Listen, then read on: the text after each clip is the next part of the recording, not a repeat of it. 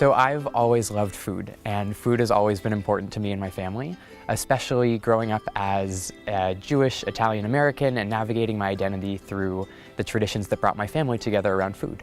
And when I was an exchange student in Italy, I was really fascinated with finding authentic food and figuring out what it meant to be an authentic food.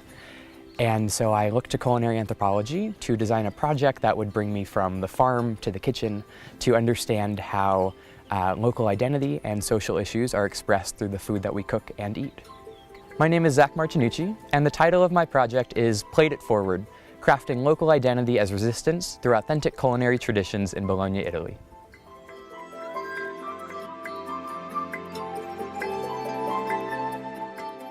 So one of my favorite parts of anthropology is that I get to find and tell stories about people in a meaningful way.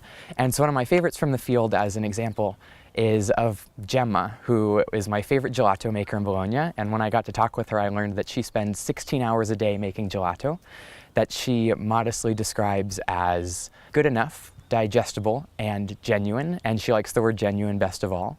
And she has like 25 Facebook friends, and her goal was never for it to be promoted or to be a famous gelato shop in town. She just really wanted to sell enough to keep doing what she was passionate about. So it was so rewarding and such a privilege for it to be my job to find her story and be able to tell it among bigger social issues.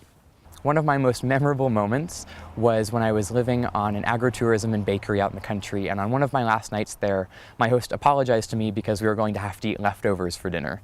And it was then that I learned the Italian word for leftovers was avanzi, which means forwards.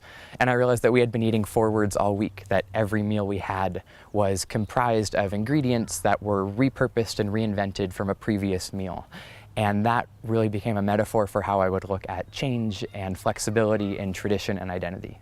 My advice for young anthropologists is to be flexible when going in the field, and if you have open eyes and your arms outstretched, to be open to whatever experiences your fieldwork might lead you to. And on the days when it feels like your field site does not want you to succeed, to know that there is always another way, and your next breakthrough is probably just around the corner.